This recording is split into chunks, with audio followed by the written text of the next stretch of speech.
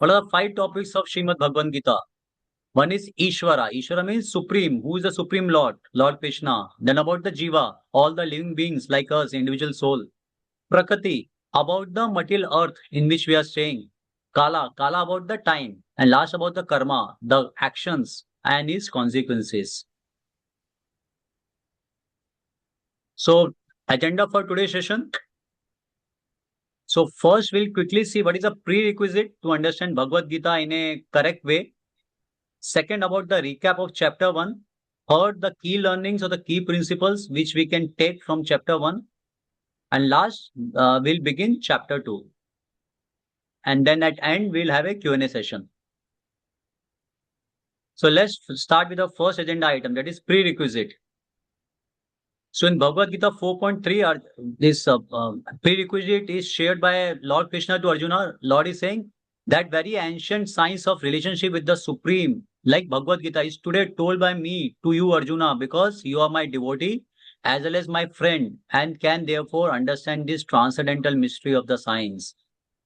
So Bhagavad Gita teaching the principle is considered as very rahasyam. When you talk about rahasyam means secret. The knowledge is so the knowledge or the principles of Bhagavad Gita is not very easy to understand in a right way by our own endeavor. So now what's the way to understand it perfectly? In the same verse, Lord is saying that I'm revealing this secret, Arjuna, to you because you are my devotee. So who can understand it perfectly? Knowledge of Bhagavad Gita. To learn Bhagavad Gita, then what is the qualification required? You should be devotee of Lord Krishna.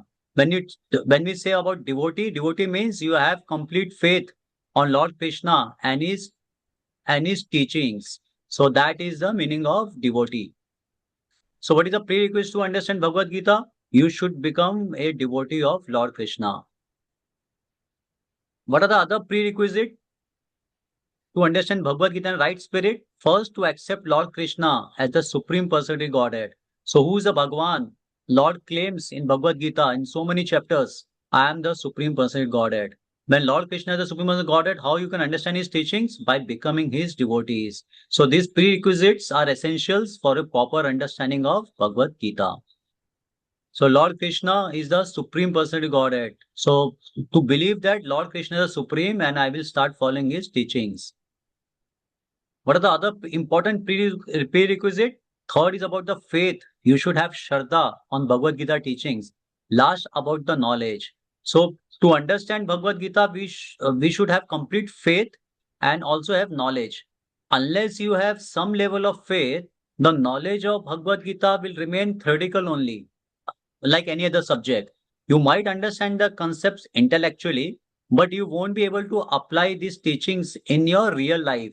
And when you talk about faith, many people get confused in spirituality or other thing. They think it's a blind faith.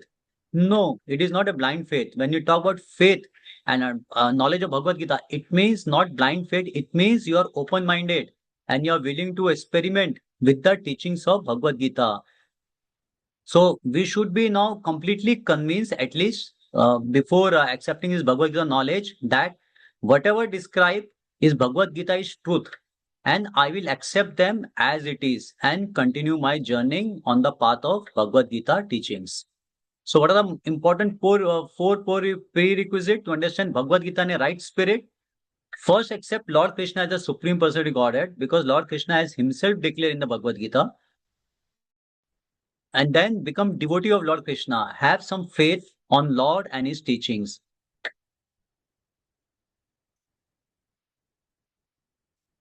So in this session, we'll be referring to one of the most printed and distributed Gita edition in the world, Bhagavad Gita as it is, by ISKCON founder Acharya Srila Prabhupada. So strong statement by Srila Prabhupada before in the introduction of Bhagavad Gita, Prabhupada says, Bhagavad Gita is also known as Gitopanishad. It is the essence of all Vedic knowledge and one of the most important Upanishads in Vedic literature. So this is a quick introduction from founder Acharya. He is saying Bhagavad Gita is considered one of the most important scriptures in entire all the available scriptures in our Sanatana Dharma.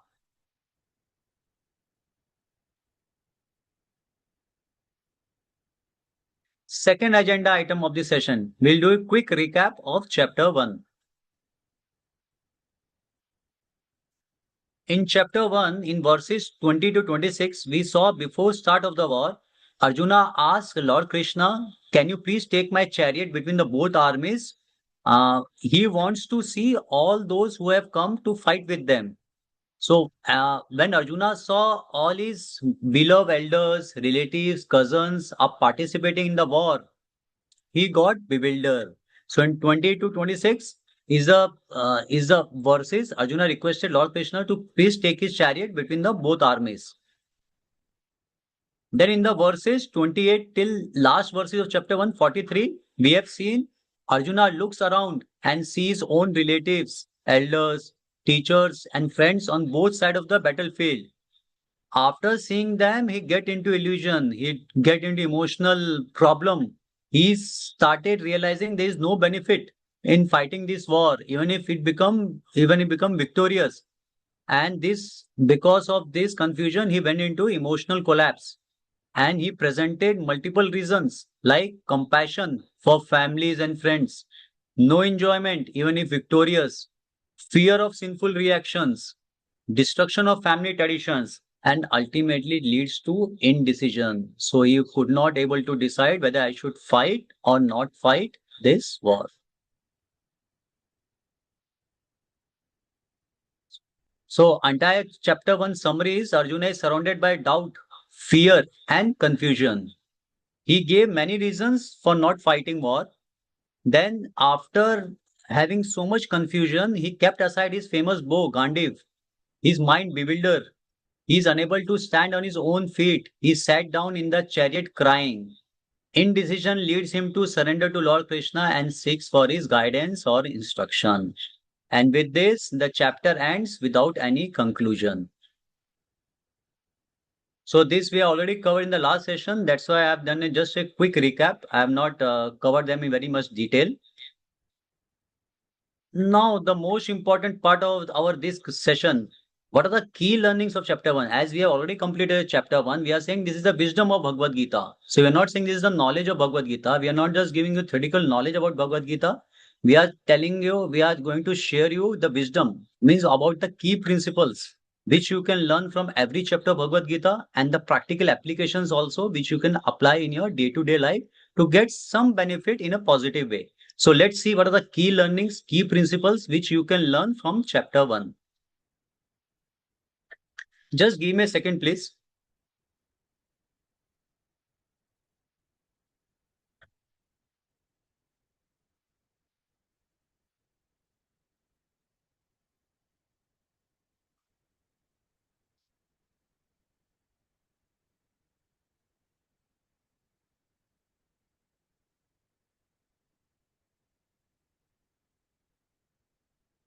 Sorry.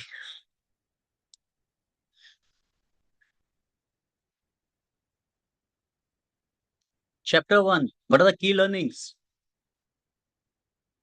Arjuna, Duryodhana.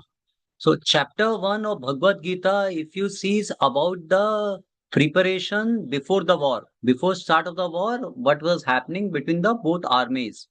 And chapter 1 ideally focuses on two main characters, Arjuna and Duryodhana, and not only about two characters, but about the two mindsets also of these two people.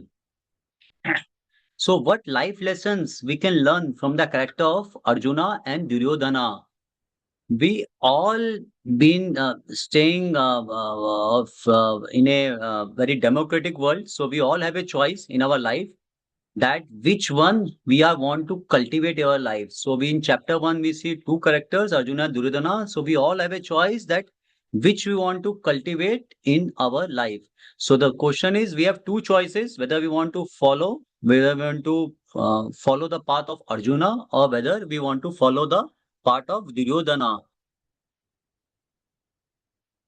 Because we are trying to read Bhagavad Gita not just as a reading book or as a story. We are trying to see what knowledge which we can get from this. So we should read and learn from them and apply those principles to make positive change in our life. So let's understand little deeper about these two characters of Arjuna and Duryodhana, or chapter 1.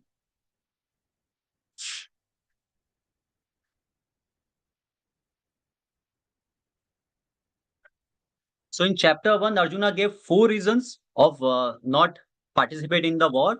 It reflects his character. On the other side, Duryodhana, he was very eager. He was very keen to start the war. So what was the first reason Arjuna gave about not fighting? Compassion. And Compassion. Arjuna, despite being a great warrior, before start of the war, Arjuna went into compassion because he deeply cares not just about himself, his personal gain, but what about others? What about other soldiers? About their families? On the other side, if you see Duryodhana character, he is self-interested. He wants to win the war at any cost. So he's not at all bothered about anything other than himself. This shows his selfishness and his greed. He just want to satisfy his ego, even if he destroyed other people, other his family members, friends, teachers. So what are the from this quality or this character from Arjuna Duryodhana, what we can learn, which key principle which we can learn and apply in our life? That we should, as a human being, we should not just bother about ourselves, we should also keep social welfare about personal gain, like Arjuna. So we should not just focus on our own interest, but welfare of everyone. Because when everyone is benefited, definitely you will also get succeed. So in life decisions, before taking any decision in your life, think about the bigger impact. Actually, not just for your personal gain. Support others as far as to your capacity. Because in today's time, the entire focus on is me culture. So shift from me to we culture, rise above from personal gain to collective welfare, not about yourself, for your friends, family, and society at large.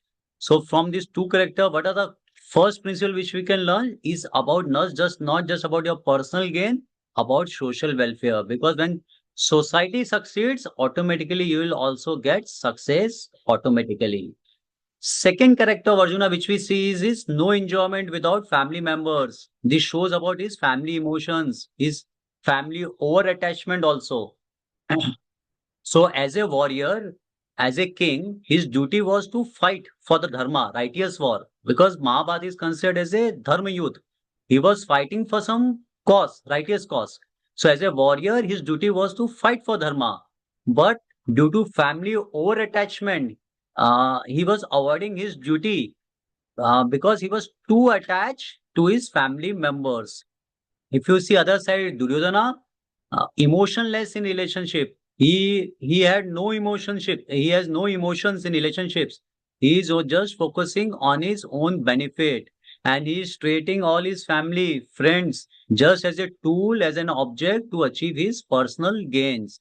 So from this character from Arjuna and Duryodhana, what we can learn? we should we should care about the family members, but we should not be so overly attached. We should detach with wisdom. So what's lesson we can mainly learn?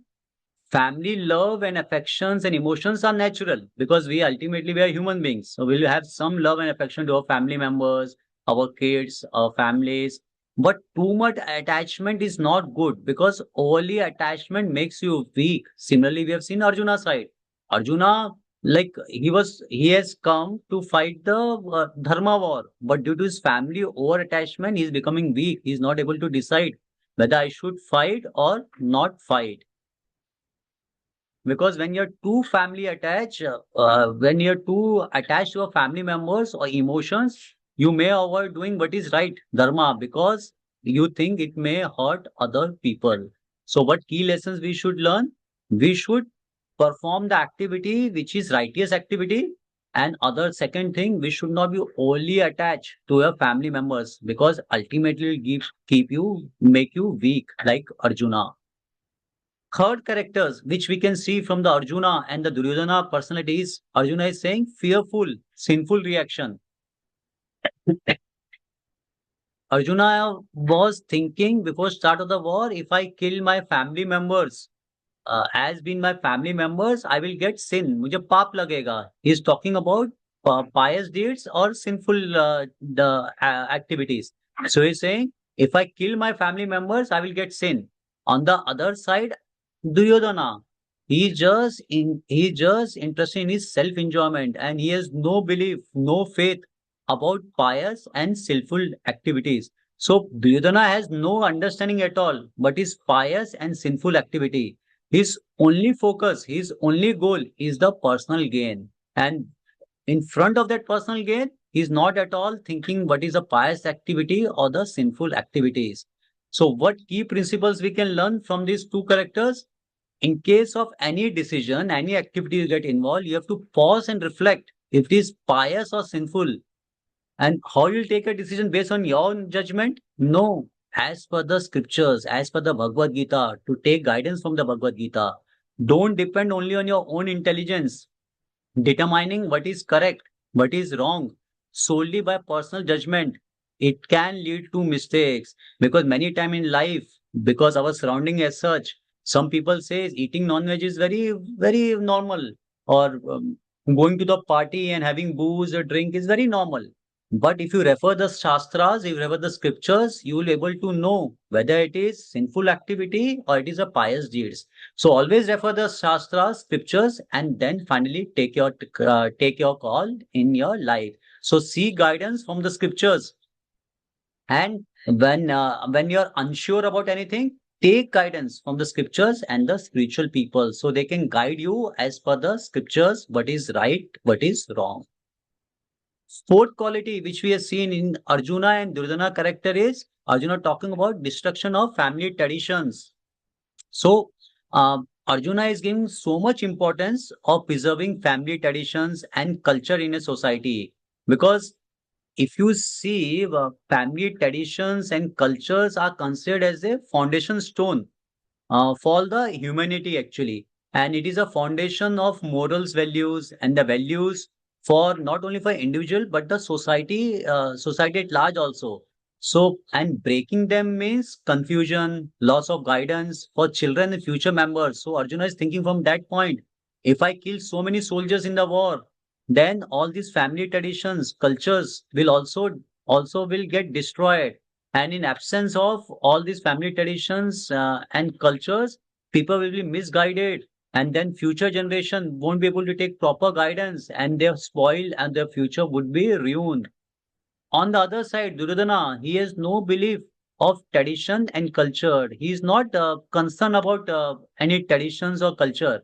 His focus is only about the power, victory, and his personal ambitions. And we have seen the result of this war. What happened ultimately? He has rejected the family traditions, culture, Suryodhana. His downfall begins at the same moment when they try to disrobe the Draupadi in the entire assembly. So, what is the key lessons which we can learn from these characters? Success without ethics is temporary, because when you talk about family traditions, cultures, with all these things, you get the guidance in terms of the ethics, principles which you should follow in your life. So, in absence of this, you may get the success, monetary success, but it would be temporary because it is not on the strong foundation of ethics and principles. So, rejecting culture and tradition without understanding them as per the scripture is completely wrong, because you may get the power, but without values, it will surely you will get downfall in your future. We have seen in history, Duryodhana, Ravan, they were very powerful people, but they compromise on their values, ethics, and we have seen what happened. Not only to them, their entire family got wiped out because of their unethical practices, and because of their not following the key principles as mentioned in the scriptures. So, what we should learn, we should always protect our culture, values, and not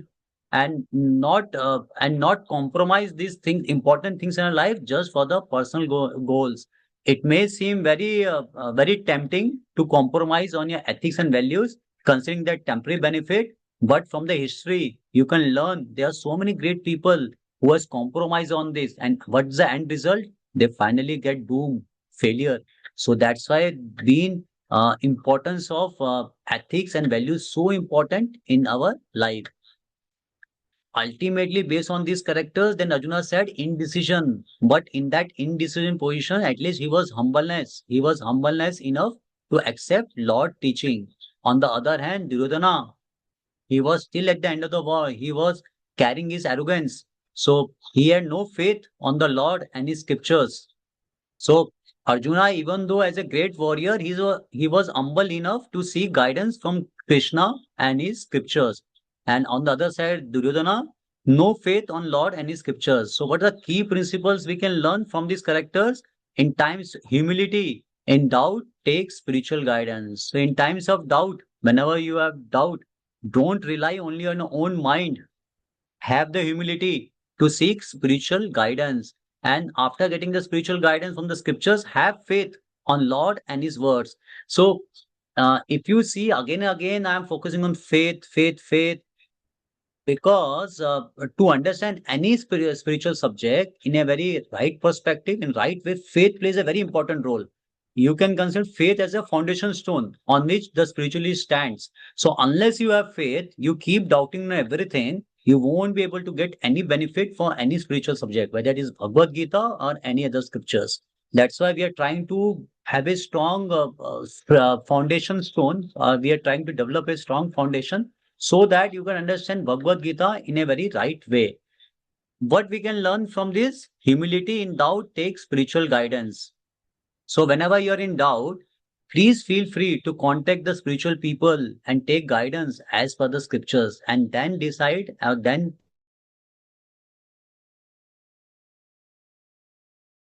characters, two qualities of those both characters in the chapter 1. What are the important key principles which we can learn and which can apply in our life? And ultimately, if you see both these characters, Arjuna and Duryodhana, they both were Kshatriyas, both were warriors, and both were born in a royal family. And both were trained by almost the same guru, Dronacharya and Kripacharya. And both were very powerful in terms of skills. And yet they are having different characters. It means Arjuna became a hero because he was guided by dharma and following the scriptures. On the other hand, Duryodhana became a villain because he was till last day of the war. He was consumed just by self pride, ego, arrogance.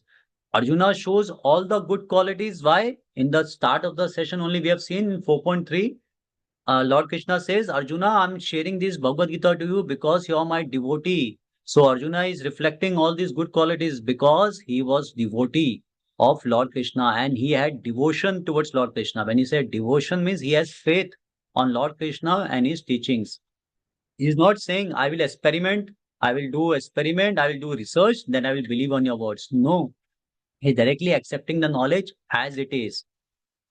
So let's reflect more on this topic, how spiritual wisdom, scriptures, devotions can help you in your life. And not only in your life, it can solve so many problems which we are facing in society today, which we are still unable to fix for decades, for the long time, in spite of so much advancement in technology, science, politics, and abundance of money also.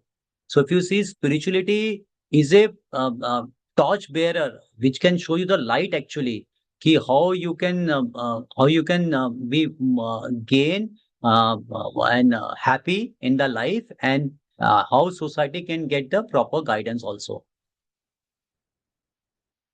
So based on these two characters, what are the first lesson which we can learn from the chapter 1 is lesson 1, modern society real crisis need of a spiritual wisdom.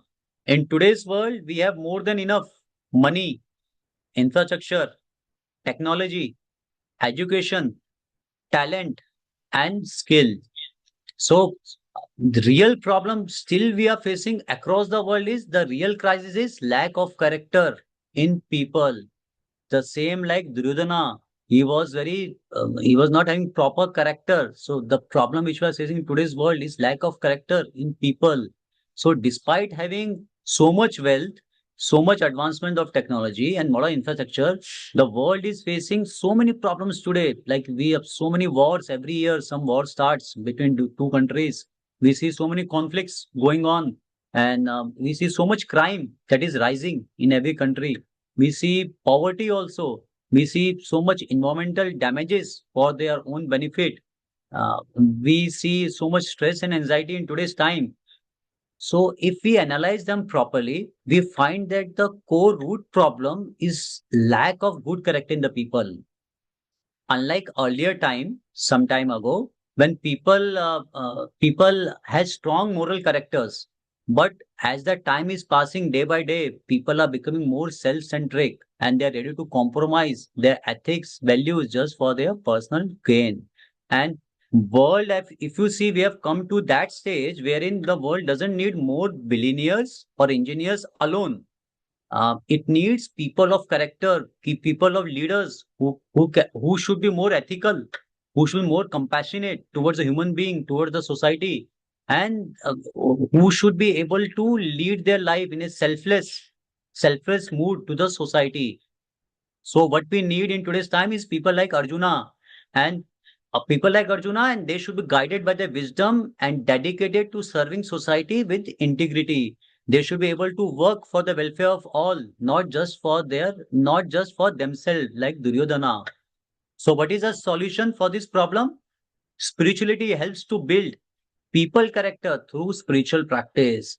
We see many problems in society today, and the true solution can only come through spiritual wisdom. So, Bhagavad Gita, that's why we talk about our title of our session, the title of our course is Wisdom of Gita. So, here we're talking about spiritual wisdom. When, when you have a spiritual wisdom, everything is very clear in your life. And when everything is very clear, people will start accepting the existence of Lord. They may fall into confusion, ego, and material attachment, but spirituality may make you when you read the wisdom for the spirituality, it may not make you a better engineer or better technician or better manager, but end of the day, it will make you a better human being. And become a better human being is the goal of all human beings, and that is the foundation of everything else. If we are able to achieve that, we'll be able to automatically able to solve so many problems in today's world which we are facing. So we must develop both things, our economic development, material front point of view also, and we should also cultivate the spiritual wisdom in all human beings. So we should not completely reject or ignore the inner world of human being, about the soul searching, about Lord, what is my connection with God. So it will help you to keep a balance between material economic development and spiritual progress. Both goes hand in hand. If you ignore any one of them, ultimately people is going to suffer. So first key lessons which we have seen, and how spirituality can help him. The problem is about the character building in the people, in the society, and spirituality can help you to build good qualities in the people, like we have seen in Arjuna.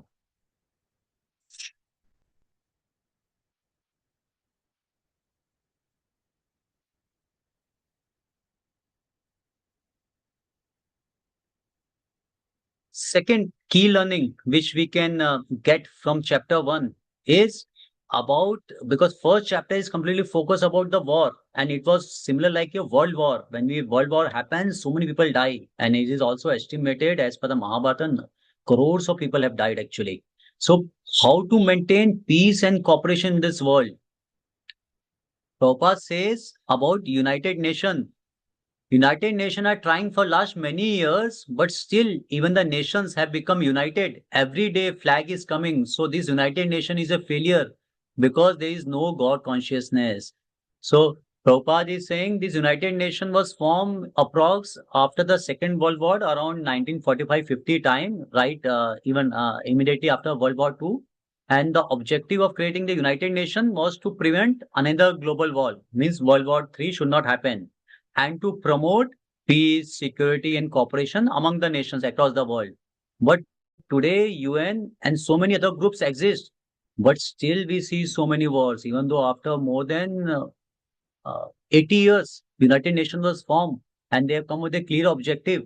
Let's work together, cooperate with each other so that there should be no war. But still we see so many wars are still going on. It's almost 80 years, and but still we see so many wars, conflicts between nations. So what our founder Jai Shil Prabhupada is saying, consciousness, there is no chance of sustainable peace and society world.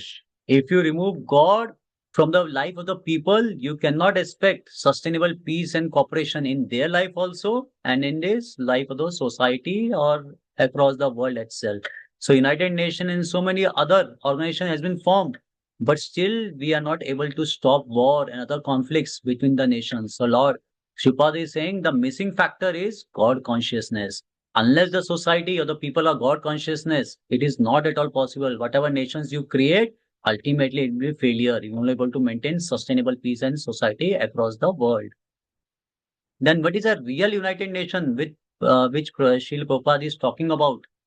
So real United Nation will be when more and more people genuinely become devotees. And how they become devotees? When they get the wisdom of Bhagavad Gita, wisdom of scriptures.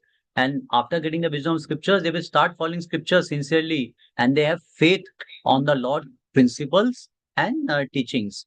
Then a transformative change could occur in the society and the world at large. And when this world, and uh, then this world would be a real sense will be united and a place for happiness for everyone. If people being united, then so many benefits we can see in the society, like there will be more unity and harmony in the society. So people will not start think so people will not just think about himself and his benefit, but he will think for the benefit of everyone, for the society. There will be less corruption and crimes. So people will avoid harming others for the personal gains on the foundation of spirituality. Fair distribution of resources, basic necessity of life in terms of education, healthcare, clean water, food, and safety would be accessible to all because there would be less crime, less corruptions in the system. Fourth, environmental would be protected. People will start thinking beyond their self means caring for Mother Earth, not just using Mother Earth for exploiting themselves to for their ambition. No, to protect the environment. Animal would be protected. Just a second, please. Just a second.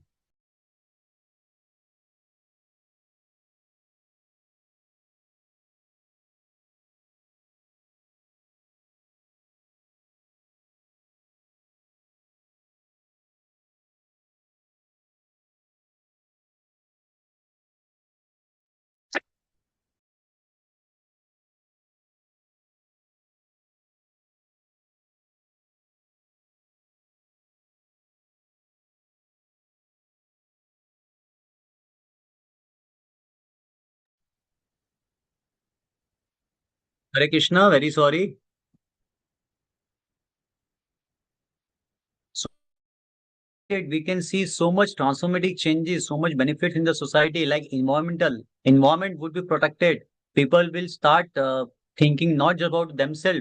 They will start thinking beyond themselves instead of caring for the earth, not just exploiting them, taking a responsibility to protect the environment, protect the mother earth. Animals would be protected.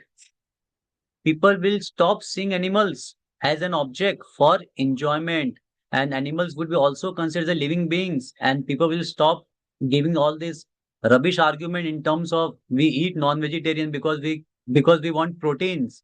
So there are different sources of proteins we can easily get over there, but just for the taste of their tongue, they are ready to kill any other human beings. So when people have this spiritual wisdom, have faith in the Lord, so many changes comes in their life. They will able to see all the people as the children of God. So animal will also be protected, environment will also be protected.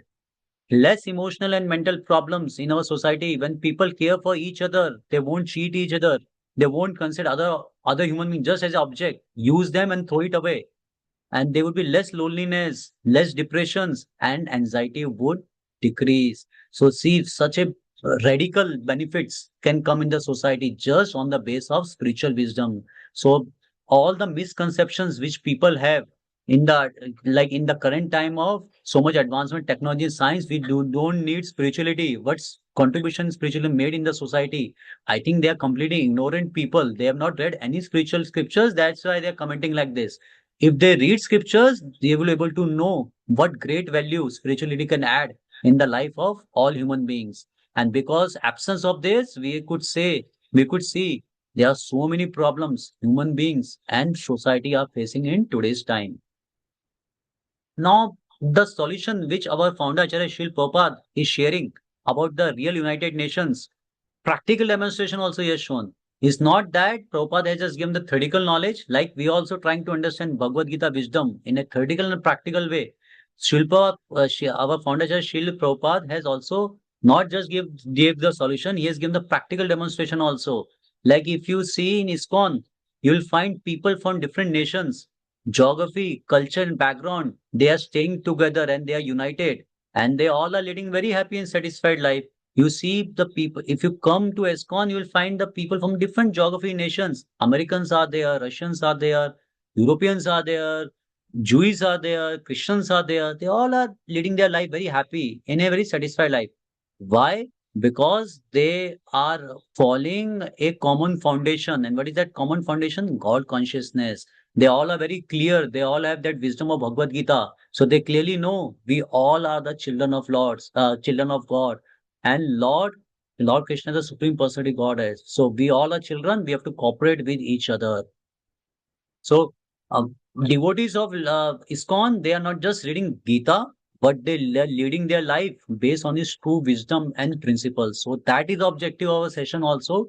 We just don't want to give the theoretical knowledge about the Gita. Maybe you will be very strongly versed in the reciting the Bhagavad Gita shlokas and about other things.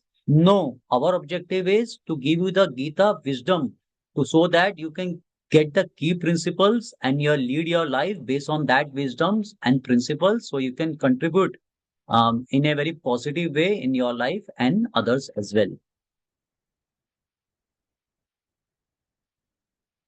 So very strong powerful statement about the Prabhupada. He's saying this beautiful life should not be utilized for an ugly ending. Everything is tested at the moment of death. Life is a preparation, and Papa says life is a preparation and death is an exam. And at death, all your actions will be tested. So don't think life is not measured at the time of death by what actions or what contributions you have done to the society. No, life is not measured just by how much wealth you have created or how much fame you have got in this lifetime or about the personal achievement.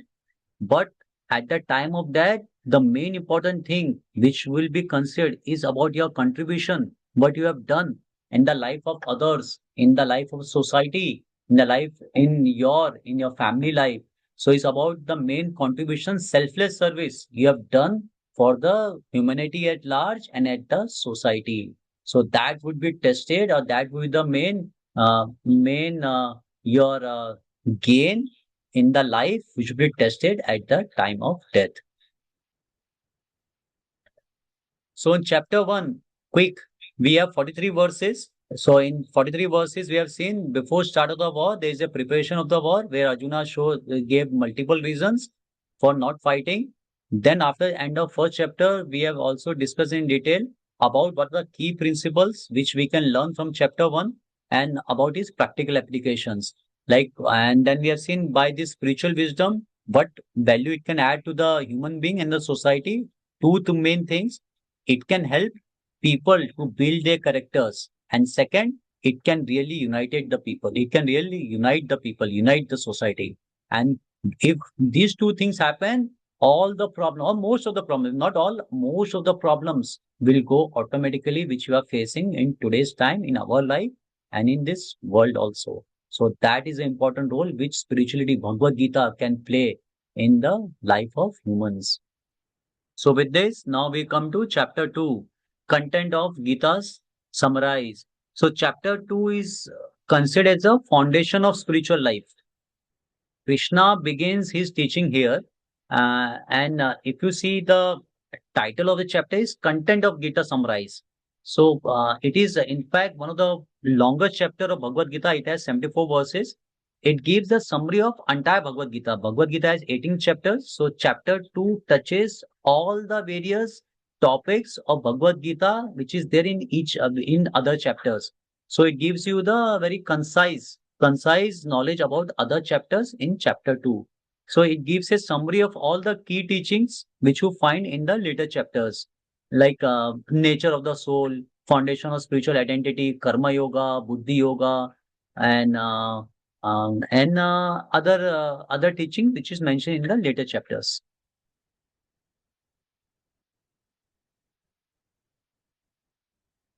So first verse 2.1. I will recite this shloka. So if anyone of you want, you can unmute yourself.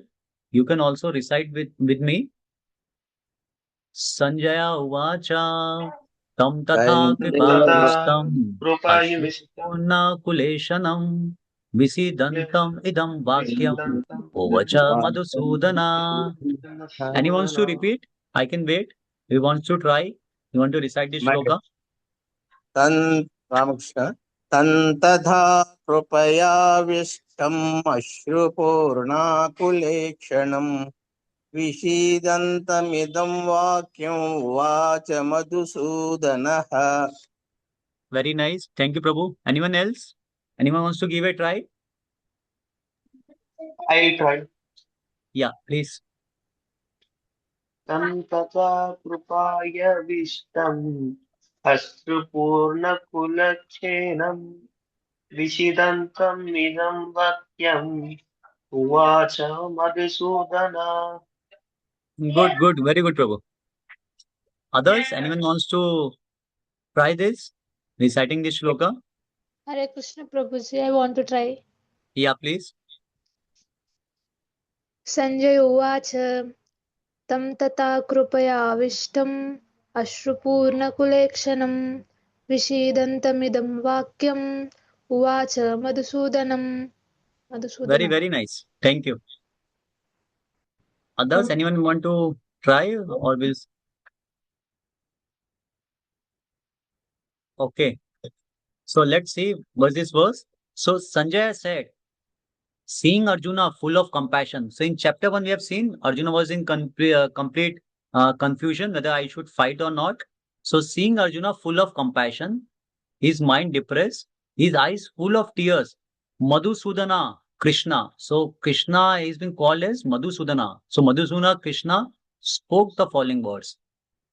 If you note in the entire chapter 1, Krishna didn't speak anything. So in chapter 1, all the shlokas were related to Arjuna, Duryodhana, or Dhritarashtra or Sanjaya.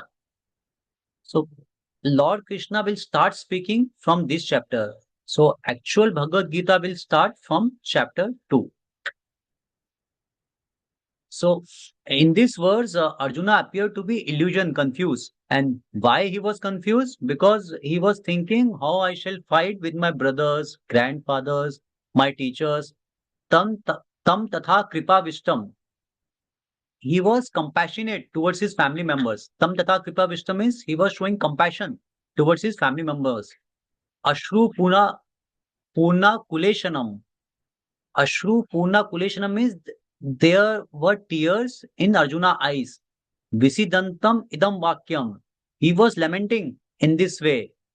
So just by thinking that I have to fight with my family members and I have to kill them, just thinking then there were tears in his eyes, and he was lamenting on that. And what was his dilemma? Whether I shall fight or not fight. So same thing in chapter 1, Krishna didn't speak anything, but now Lord began to speak. Arjuna was his illusion. So now Lord wanted to kill this demon of Arjuna. And what is that demon of Arjuna? Illusion. Therefore is mentioned as Madhusudana, one of the name of Lord Krishna.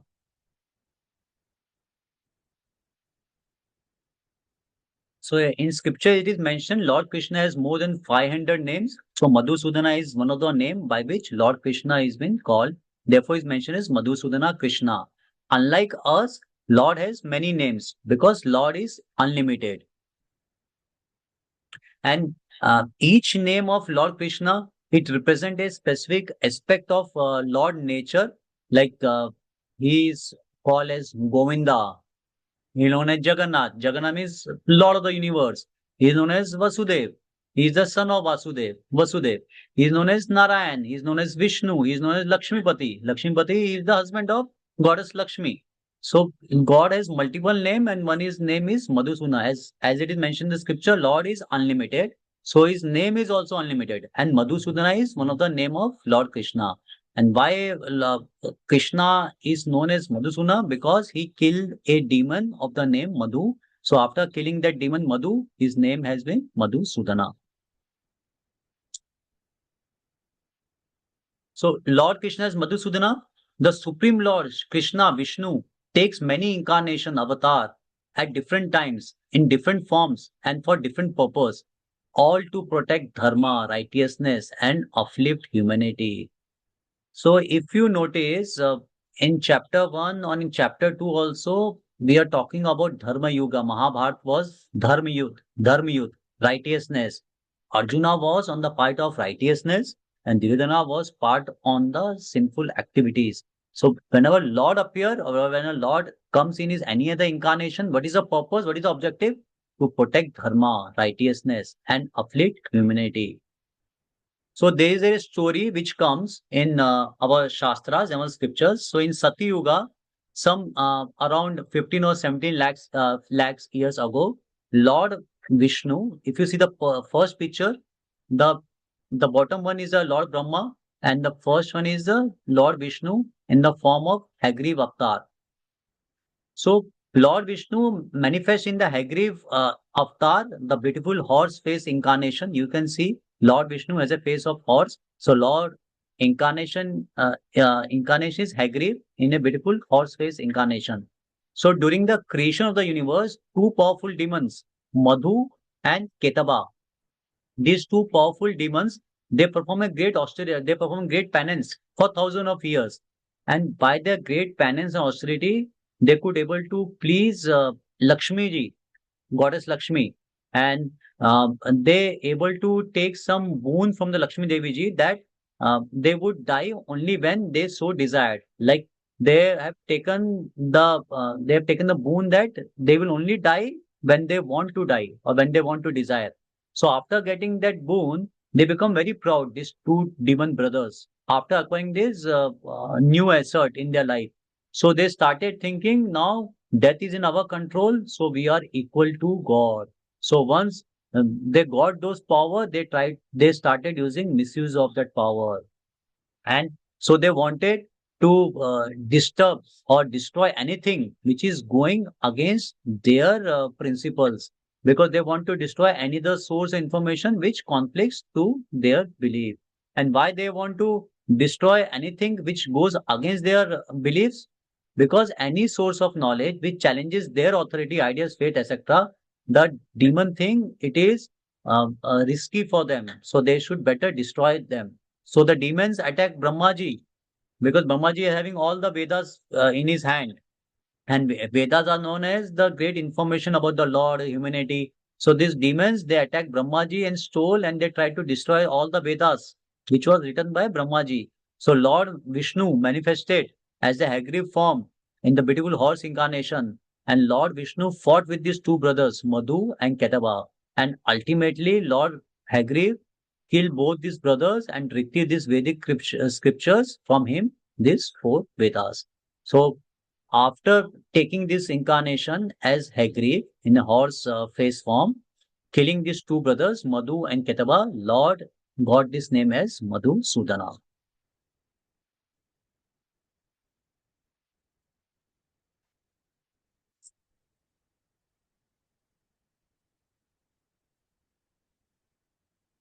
So about these two demons and their characters. So what character they are reflecting? About the atheist, moreover they're reflecting about the atheist people because atheist people also don't believe in God. These two brothers, Madhu and Ketaba, they also have though no interest in accepting Lord authority. They both want to reject the scriptures. In today's time, we see so many so-called intellectual people. They are also rejecting the scriptures, and they just interested to present scriptures not as the as something real. They want to present scripture as a mythological, and and the life objective for them is to just satisfy their greed and the lust. So this demonic behavior and actions are seen across the times. Earlier in the Satyuga it was Madhu and Ketaba. In today's time they are something else. Like in again in Treta Yuga we have seen Ravan. we have Kans, we have Duryodhana. So all these common qualities lie in the demonic sort of people. They are atheist people, they reject scriptures, and they just want to satisfy their greed and lust. Not about this all these demons in today's time also. You could see such demons, uh, but they are in the form of so much intellectual demons due to their ego, proud, self-interest on the name of science and other things. So even they want to destroy the real knowledge by saying it is mythological. But we all individual intelligent people should be careful, and before accepting any ideas from social media or from other medias, we should pause and reflect, and we should double check with the scriptures, and we should see the ideas which have been projected by these intellectual demons, whether they is true or not, because it's not whatever they are saying is correct, because they are saying based on their own judgments and based on their own feelings, not as per the scriptures. So before accepting any ideas from where it is coming, so now you should always refer the scriptures and decide whether it is correct or not, and then you accept the truth as the real truth, because demons may have died, but that is demonic mentality in terms of rejecting scriptures, telling scripture as a mythological thing, rejecting God, presence, everything. This is continuous going on from the long time, Satyuga to Treta Yuga. We have seen Ravan, then we have seen Duryodhana. In today's time, so many scientists, they are also falling on the footstep of these characteristics of demons. So we should be very careful in today's time. I think with this, I stop here only. So, quick recap what we have got in today's session. So, in today's session, we have done a quick, we have seen first the prerequisite to understand Bhagavad Gita. What are the prerequisite? First, prerequisite is you should accept Lord Krishna as the Supreme Personality Godhead, and you should become his devotee by showing some devotion in terms of accepting the Lord teachings and the wisdom as it is and start following it. And also you should have some faith on the Lord existence and his teachings. Then we have seen about the quick verses from 20 verses till 43 verses. There was the preparation of the war, what all things happened before start of the war. Then we have seen what are the key principles or the key learnings which we can get from chapter 1 in terms of two personalities, two characters, Arjuna and Duryodhana, what we can learn and what we can apply in our day-to-day life. Then we have seen about the importance of spirituality in the life of humans and society. Like if you follow scriptures and follow the scripture wisdom, we will be able to solve so many problems which we face in the life. Like first problem, how what scriptures can solve in terms of building the character in people. Second, in terms of it can, with the foundation of spirituality, actually we can unite the human beings. Practically also it has been shown by ISKCON, so very easy to follow across other groups or society also. And second, then we have started chapter 2. Chapter 2 we have got first was the chapter 2 in which Arjuna was reflecting about his confusion. He is not able to decide whether to fight or not.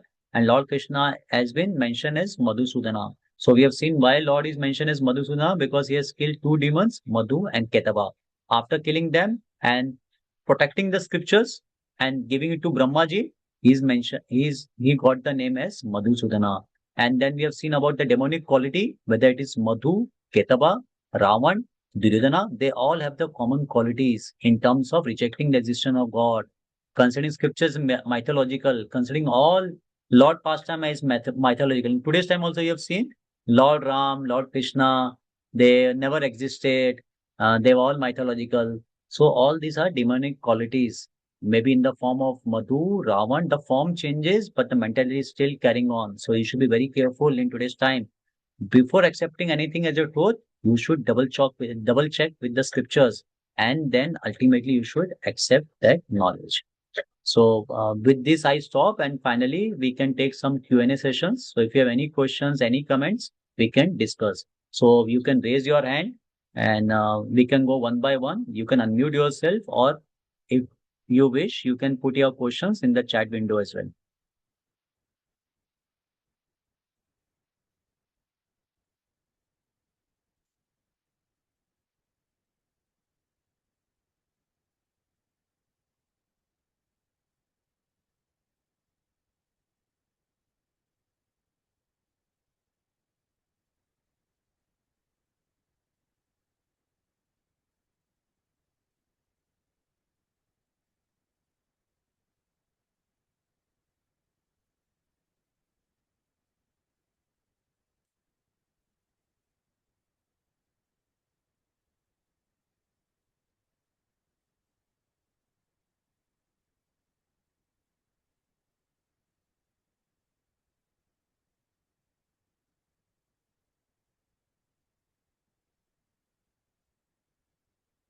Yes, Mataji, I think you have raised your hand.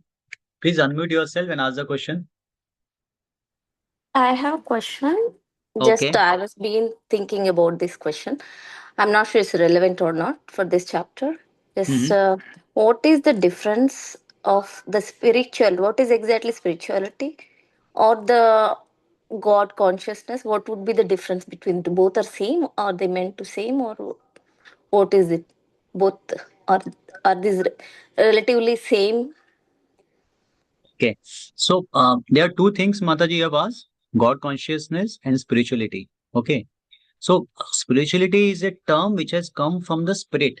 So when you talk about spirit, it means which is not matter.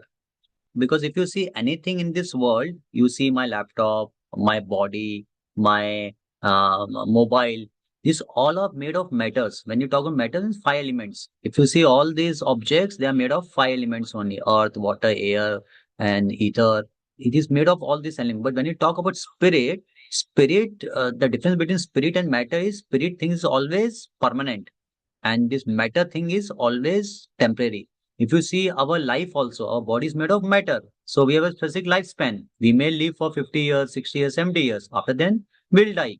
Similarly, if you see any object, my mobile, it will work for 2 years, 3 years, laptop also.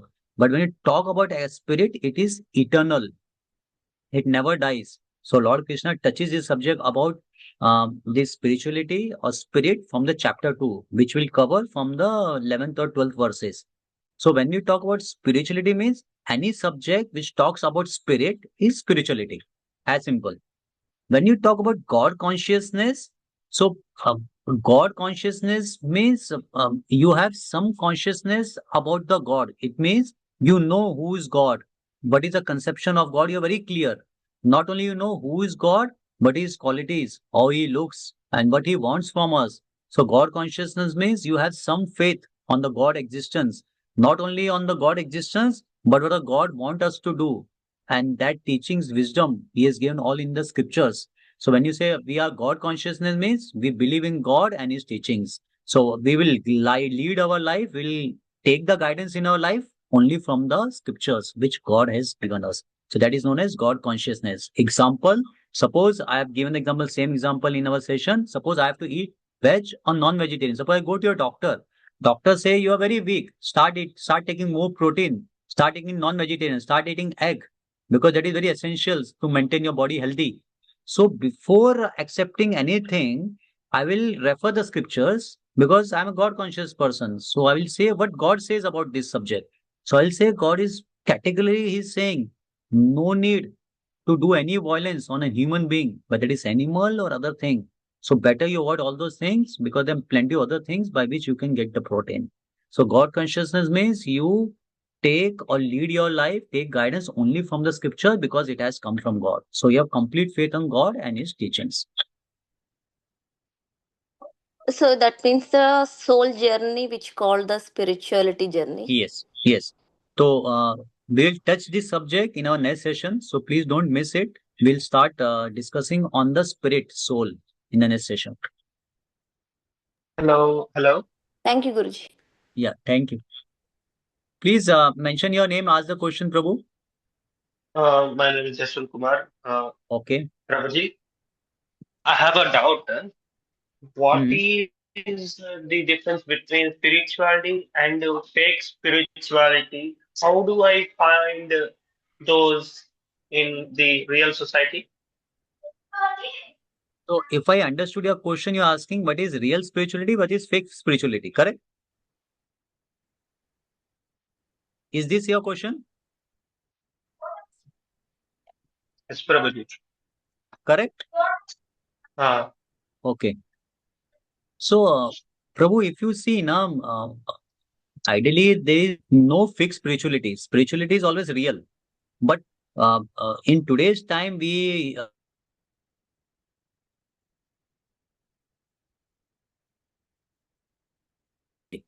so that's why this is a new term which brought fake spirituality. Actually, in scriptures, there is no word as such about fake spirituality. Spirituality is always real spirituality. So, as I said, spirituality is about the subject which touches about the spirit, which is beyond this matter.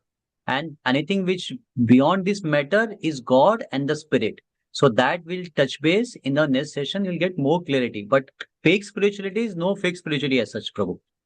Maybe this because of people own assumptions, they have come with such words. Okay, I have another doubt. Yeah.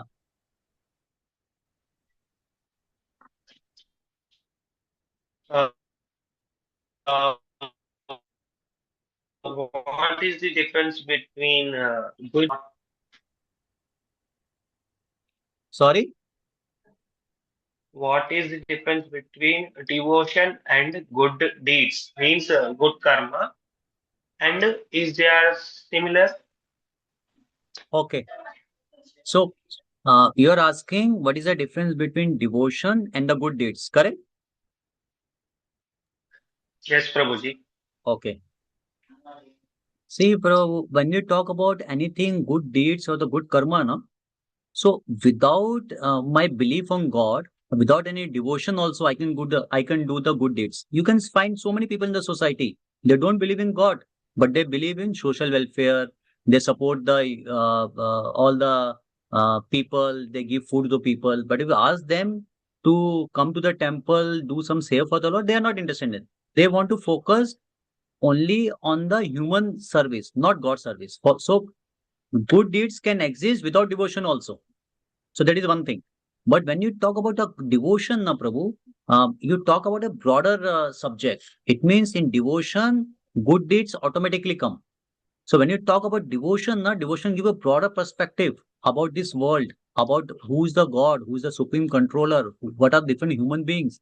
They all are the children of people, so we have to support everyone. So automatically, if you have devotion, you will be very faithful towards Lord and His teaching. And His teaching is you should do the good deeds actually. So if you have devotion, you will do good deeds also, and you will have faith on the God also. But without devotion, if you are doing only good deeds, maybe you don't believe in the God. So it is not perfect. If you have devotion, it is the perfect way of life. It is mentioned.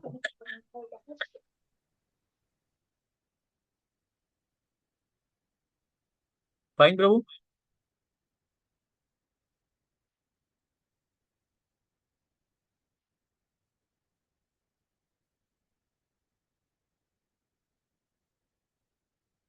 Okay. Any other question?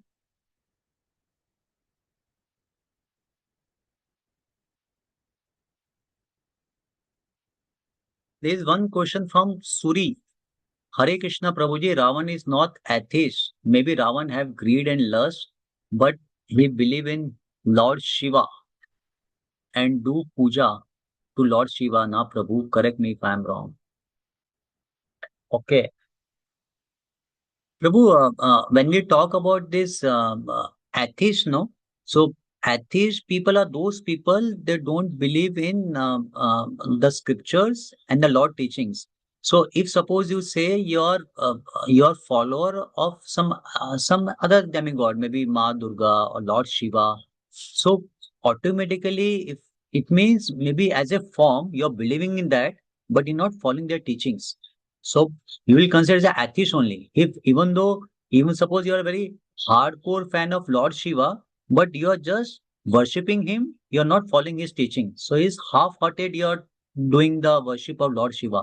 Because if you read the scriptures of any demigods also, Shiv Puran, anything, they have clearly said lust and greed is not good for any human being. So it means you are just following the form of the Lord, but not his teachings. So it is considered as a atheism only. Because real thesis means you are following the Lord and his teachings both at the same time.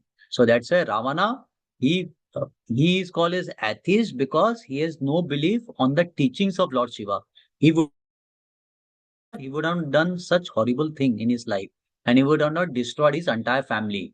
So it's some atheism only, Prabhu, if not following the Lord teachings. Because this is very common in today's society also. We say we are great follower of this demigod, we are great follower. If you ask them whether you're following their teachings, no, I don't know. We meet so many people, like they say we are complete Hindu people. If you ask them, have you read what is mentioned in the Bhagavad Gita? They don't know. They have no clue at all. So it means as a showing purpose or as a as a beginner level is fine, but still we are on the atheism part only. If we are not know the teachings, what Lord expect from us, and if you are not following it.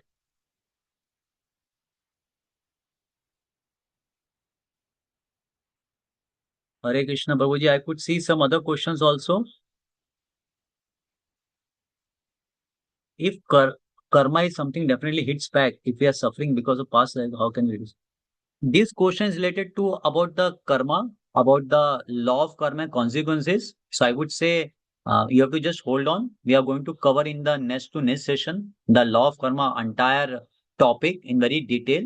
So please be regular, attend the sessions every Sunday. So if not next session, next to next session, we have a detailed discussion on this about law of karma.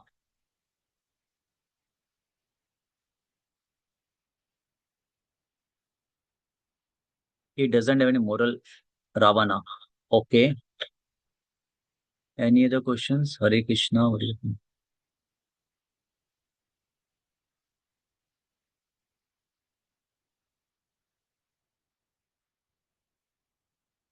There is a question from Chandana. Is manifestation and spirituality is any connection?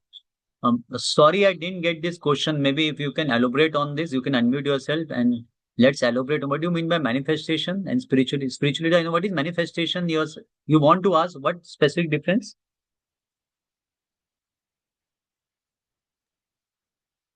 Yes, sir. Is any connection between the spirituality and manifestation? Hello. But when you say manifestation, what do you mean, Mataji?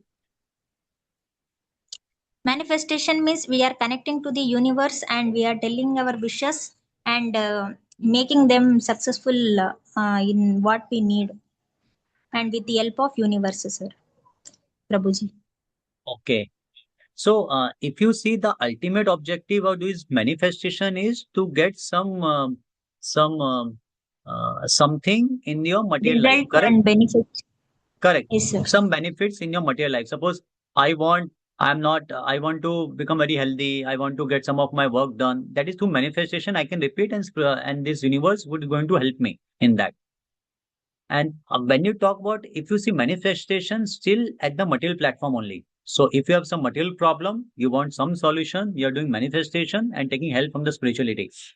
So that is a temporary benefit actually you're asking from the universe. When you talk about spirituality now, later on we discuss the objective of spirituality is to get permanent benefit. Permanent benefit means you get away. You strive for liberation, moksha. That is beyond this material benefit. That is spiritual benefit. So when you talk about manifestation, it's still limited to material benefits. That is temporary. When you talk about spirituality, broader level, permanent benefits, eternal. So that is at higher level, Mataji.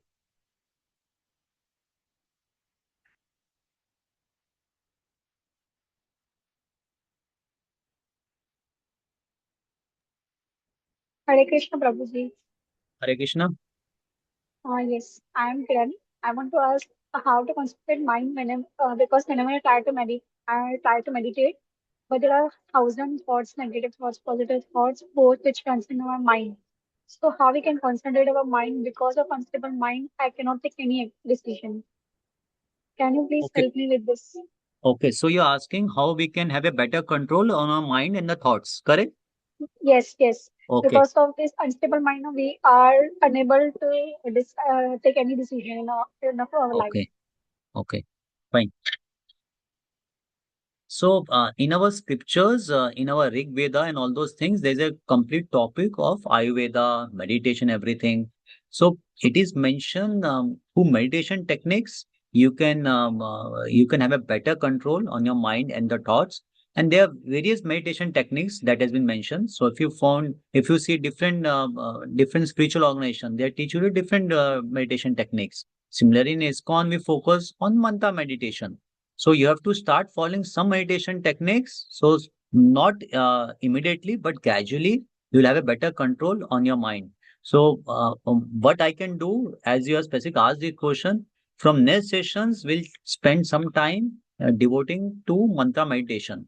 So definitely, if you start following that mantra meditation, it will definitely help you to have a better control of mind. So many people across the world, they are following this mantra meditation and it has benefited them in a very positive way and it will benefit you also. So in next session, I will cover that mantra meditation also. So be there for the next session. Sure. Thank you, Prabhuji. Yeah.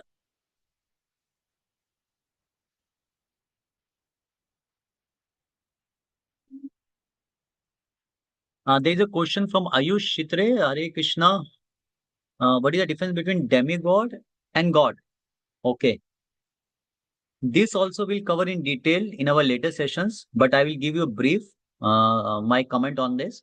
What is the difference between demigod and God? So God is considered as the supreme authority. Demigod is considered that they are also very powerful people, representative of supreme authority, but they are still subordinate to supreme authority. Example, in a country is any country is run by a government. In the government, there is always a high authority which is known as prime minister or president in US. They have multiple departments or multiple portfolios like a finance department, defense department, all those. These all are the powerful ministers, but ultimately they all report to the supreme minister, that is known as prime minister or president. Similarly, God is only one. There are multiple demigods. They all report to God. I also have same doubt, Prabhuji, difference between God. I hope I could able to give some explanation on God and demigod, and detail we will cover in the later session. Now, one question: when will you share the review of these whole session? Okay. So what I do after this session, I'm going to share the PPT of the presentation which I have covered in this session, and also I'm planning to upload the recording in the YouTube. Last week I tried, I could not succeed. I faced a lot of problems. So I'm working with my friends in ISKCON, and I'm just trying to upload all the recording in the YouTube. So once it has been uploaded this week, I'll share you the link also. So you will have PPT also, you will have recording also. Just go through that during the weekdays and just revise the things which you have covered. And if you have any questions or any comments, feel free to contact me. Happy to discuss with you.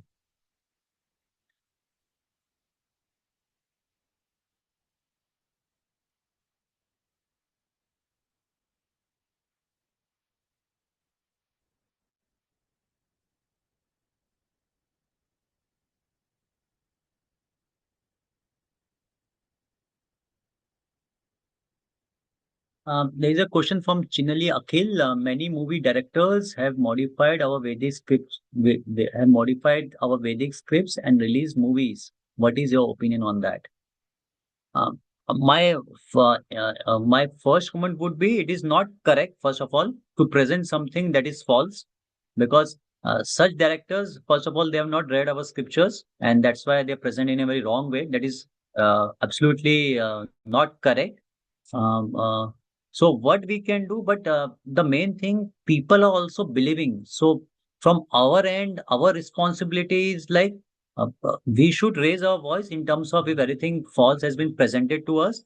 But more important would be, instead of just criticizing, we should also focus us or turn towards scriptures. We should read scriptures by ourselves. So we should be able to defend them in a very intelligent way. But if you see, most of us, we are also going away from the scriptures.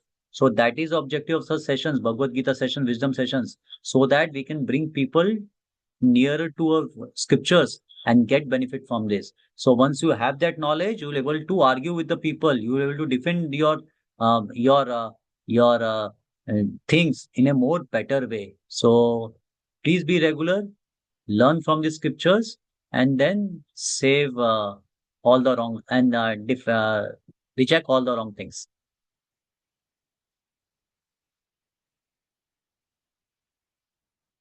Any other questions? I think we have taken a lot of questions. There is a question: how do I connect myself to Krishna? There are multiple ways. So in next session, we'll see through the mantra meditation way, that is considered as the most effective way, how we can connect to Lord Krishna. And other way, which if you are regular been attending the Bhagavad Gita sessions, we are discussing on the Lord teachings only, what Lord teaches, what Lord taught to Arjuna. So if we connect to Bhagavad Gita and his teachings, that is also one of the way which we are connecting to Lord Krishna. K. Lakshmi Bhavni Guga, why we see Supreme Lord in dreams? I don't know, Mataji. I don't know, but it is a good sign if you are seeing Lord Krishna, you are seeing Supreme Lord in your dreams. It means you are becoming more purer internally. So, because unless one is pure internally, it's difficult to see Lord Krishna and Supreme Lord in the dream. So, good, you could able to see Supreme Lord in your dreams. Now, just following his teachings, that is the main thing. Fine. So we have taken enough question answers, so we can stop here only. So thank you everyone for your sincere participation and patiently listening to the entire session.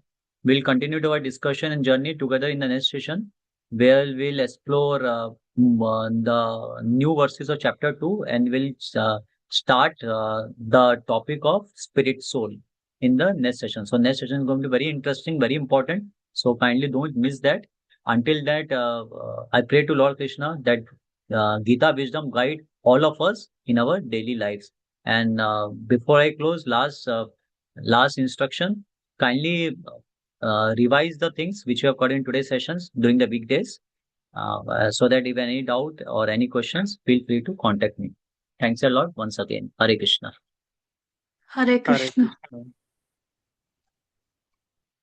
Hare Krishna. Hare Krishna. Hare Krishna. హాయిగా ఉందా Hare Krishna. Hare Krishna. Prabhu.